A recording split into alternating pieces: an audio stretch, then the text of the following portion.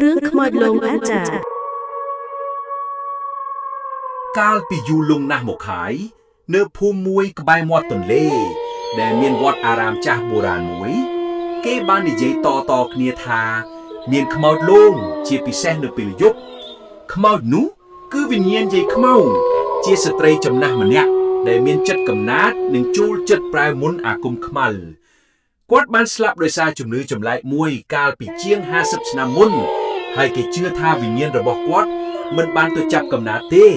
តែនៅតែវិលវល់នៅក្នុងវត្តនោះដើម្បីសងសឹកនឹងអ្នកណាដែលធ្លាប់ធ្វើបាបគាត់អ្នកភូមិបានអះអាងថា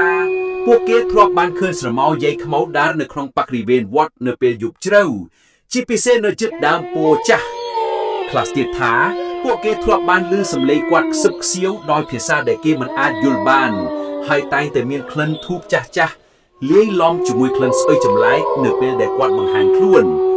គ្មានព្រះសង្ឃអង្គណាអាចគង់នៅវត្តនោះបានយូរឡើយព្រោះតែត្រូវវិញ្ញាណយាយខ្មៅលងបន្លាចយប់មួយដងងឹតសូនឈឹងនិងមានភ្លៀងធ្លាក់រលឹម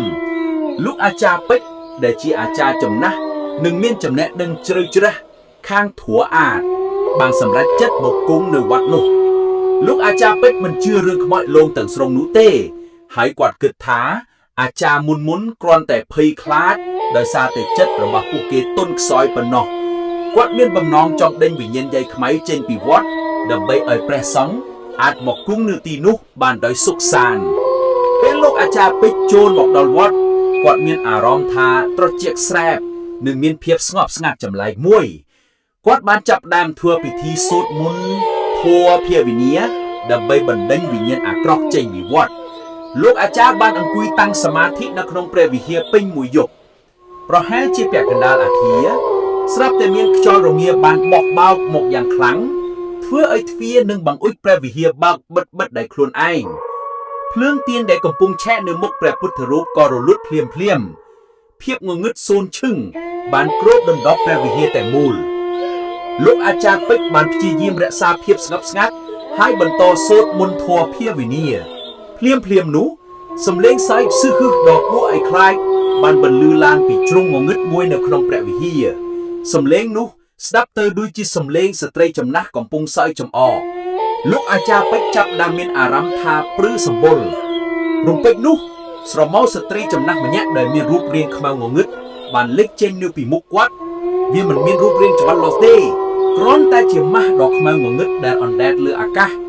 គាត់អាចមើលឃើញភ្នែកក្រហមឆ្អៅពីគូភ្លឺចេញពីកណូស្រមោលក្លិនទូកចាស់និងក្លិនស្អុយចម្លែកបានសាយភាយពេញព្រះវិហារវិញ្ញាណយាយខ្មៅបានខិតកាន់តែជិតមករកលោកអាចារ្យពេជ្រសំឡេងខ្សឹបខ្សៀវដ៏ត្រជាក់បានបន្លឺឡើងថាឯងមិនអាច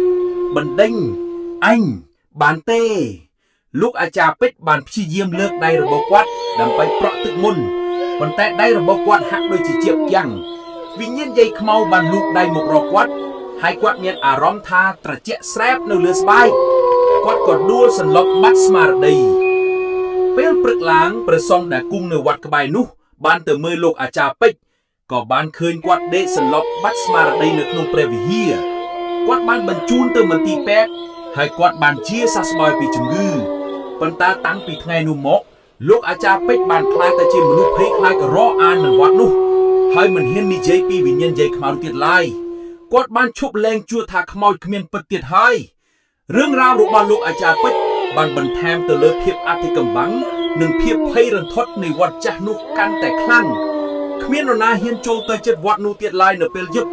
វត្តនោះនៅតែបន្តឈូស្ងៀមស្ងាត់នៅក្រោមពន្លឺព្រះច័ន្ទនៅពេលយប់ដោយលាក់បាំងនៅអធិកម្បាំងដ៏គួរឲ្យខ្លាចនៃវិញ្ញាណយាយខ្មៅជារៀងរហូតរឿងនេះគឺចប់តែប៉ុណ្ណឹងបើសិនជាពុកម៉ែបងប្អូនពេញចិត្តនឹងការតាំងរឿងរបស់ខ្ញុំបាទសូមជួយចុចជីជាវ Channel ខ្ញុំបាទម្នាក់មួយផងណាសូមអរគុណសូមជម្រាបលា